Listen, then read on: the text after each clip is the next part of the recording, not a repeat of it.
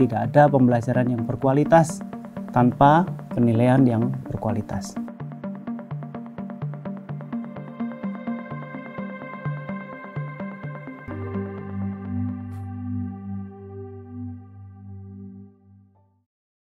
Assalamualaikum warahmatullahi wabarakatuh. Perkenalkan, nama saya Sentot Kusairi. Sehari-hari saya sebagai dosen di program pendidikan fisika FMIPA Universitas Negeri Malang. Dalam kehidupan sehari-hari, mungkin para pendidik lebih mengenal asesmen untuk menjustifikasi hasil belajar siswa yang disebut sebagai summative assessment. Namun sebenarnya ada asesmen yang cukup penting, yaitu asesmen formatif, di mana asesmen ini fungsinya adalah untuk membantu siswa belajar. Nah, asesmen sesungguhnya berasal dari bahasa Latin assidere, yang maknanya adalah to sit beside student.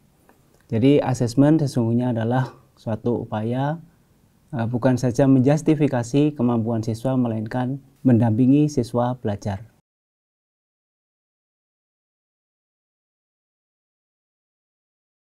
Black and William menyatakan ada beberapa hal berkaitan dengan asesmen ini. Yang pertama adalah menjelaskan dengan baik tujuan pembelajaran. Jadi tahap pertama itu mengajar apapun kita harus jelas apa tujuan pembelajarannya.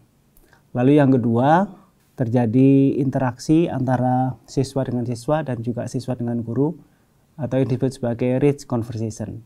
Berikutnya itu adalah pelaksanaan informatif bisa dilaksanakan dengan memberikan feedback yang tepat waktu dan efektif. Yang keempat, asesmen formatif dilakukan dengan memberikan kepercayaan pada siswa terhadap belajarnya sendiri. Dan yang kelima, guru atau pendidik tidak segan-segan untuk mengubah pembelajarannya berdasarkan data, kesulitan, atau kekuatan yang dialami oleh siswa.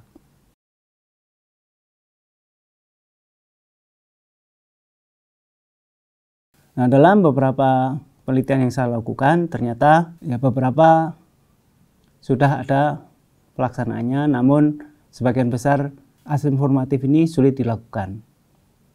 Sebagai contoh, misalnya banyak di antara kita memberikan tugas, tetapi tugas ini tidak bisa dikembalikan secepatnya karena ada waktu untuk mengoreksi. Banyak yang memberikan tes, tapi juga tesnya itu tidak segera dikoreksi dan tidak segera dikembalikan. Ini merupakan salah satu contoh bagaimana pelaksanaan asesmen formatif itu tidak terlaksana dengan baik.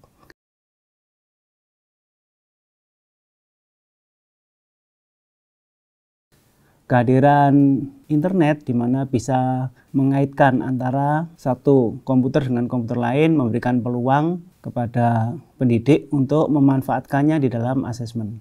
Beberapa kelemahan yang biasanya dilakukan seperti pemberian feedback yang lambat dan lain sebagainya ini bisa diatasi.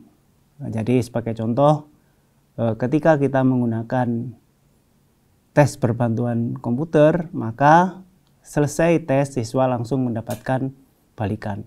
Nah, kalau kita manfaatkan untuk formatif, maka berbagai permasalahan yang dialami oleh siswa itu bisa diberikan feedback yang berbeda-beda.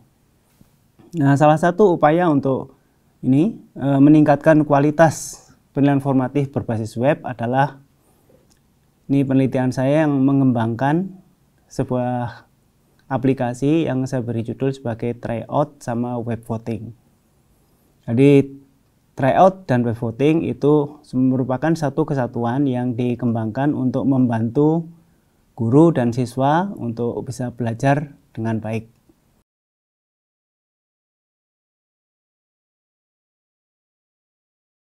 Setelah pembelajaran, siswa bisa melaksanakan tes berbasis komputer di rumah. Segera setelah melaksanakan tes dan selesai tes, siswa tidak akan menerima skor saja, melainkan dengan aplikasi ini siswa akan mendapatkan informasi tentang hal-hal apa saja yang dia sudah mengetahui atau dia sudah kuasai dan hal-hal apa saja yang dia belum dikuasai.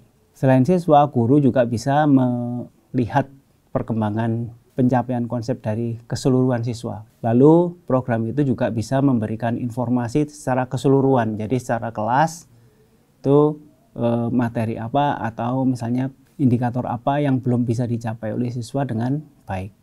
Nah, sebagai tindak lanjutnya, apa yang didapatkan pada tryout itu bisa ditindaklanjuti di kelas dengan memanfaatkan aplikasi yang disebut sebagai web voting.